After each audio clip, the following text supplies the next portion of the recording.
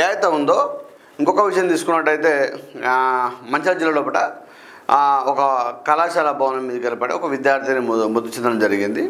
దాని విషయం లోపల ఆ కాలేజీకి పర్మిషన్ లేవని చెప్పి చాలామంది మాట్లాడుతూ ఉన్నారు. అయితే ఇది ఒక విషయం. రెండో విషయం తీసుకుంటే అసలు పాత కాలేజీకి పర్మిషన్లు ఉన్నాయా అని, సక్రమంగా ఉన్నాయా అని, నిబంధనలకు లోబడి ఉన్నాయా అని చెప్పి ఇక్కడ ఎవరు కూడా మాట్లాడట్లేదు. నేను ఏమంటున్నా అంటే డిఐఓ గారిని ఏమడుగుతున్నా అంటే, ఏదో ఒక ఇంటర్ కాలేజ్ పర్మిషన్ రావాలంటే చాలా ఇబ్బందితో కూడిన పరిస్థితి. అది మీకు తెలుసు, అందరికీ తెలుసు ఆ విషయం. అయినప్పుడు ఏదో కొన్ని స్క్వేర్ ఫీట్స్ ఉండాల్సిన అవసరం ఉంటుంది, శానిటరీ సర్టిఫికేట్ ఉండాల్సిన అవసరం ఉంటుంది, ఇక తర్వాత ఫైర్ సర్టిఫికేట్, రకరకాల సర్టిఫికేట్ ఉంటాయి. ఒక ఫైర్ సర్టిఫికేట్ లేకపోతే ఒక బాండ్ పేపర్ మీద ఏం జరిగినా మాదే బాధ్యత రాపించుకోవడం ఉంటుంది. ఇవన్నీ కూడా ఈ యొక్క అంశాలు పొందుపరిచి అందులో ఉంటాయి. అసలు మన బిల్డింగ్ ఎత్తు పరిమాణంలో ఎంత ఉంది, కరెక్ట్గా ఉందా, ఏ విధంగా ఉంది అనేది కూడా చూడాల్సిన అవసరం ఉంటుంది. పాత బిల్డింగ్ కూడా అంటే ఇవన్నీ సర్టిఫికేట్లు ఏ విధంగా వచ్చినాయి, కరెక్టే ఉన్నాయా అన్న ఒకసారి ఆ టేప్ బట్టి కొలుస్తారు, దాన్ని ఏమంటారు కదా, అది చేసినట్టయితే నిజాలు ఇంకా బయటకు వచ్చే అవకాశం ఉంది. ఎందుకంటే ఇలా కాలేజ్ పర్మిషన్ తీసుకోవాలంటే మంచిర్యాల జిల్లాలో అనేక కాలేజీలు ఉన్నాయి. మంచిర్యాల జిల్లాలో అనేక కాలేజీలు ఉన్నాయి.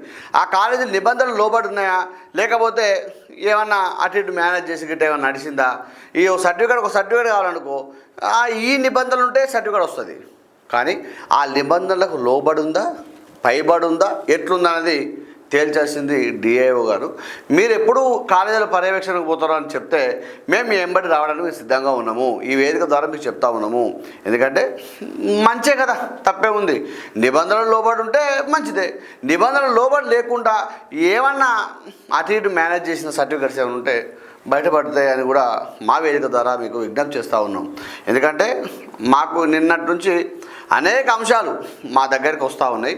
అవి నిజమా అబద్ధమా అని తేల్చాల్సిన బాధ్యత మీ మీదనే ఉన్నది, మా మీద లేదు. నేను పోయి ఆ కాలేజీ పోయి టేప్ బట్టి కొలుచుకుంటా, ఇది ఎంత స్క్వేర్ ఫీట్స్ ఉంది, ఏ విధంగా ఎంత ఉంది, ఇవన్నీ చూసేంత ఆ బాధ్యత మాది కాదు.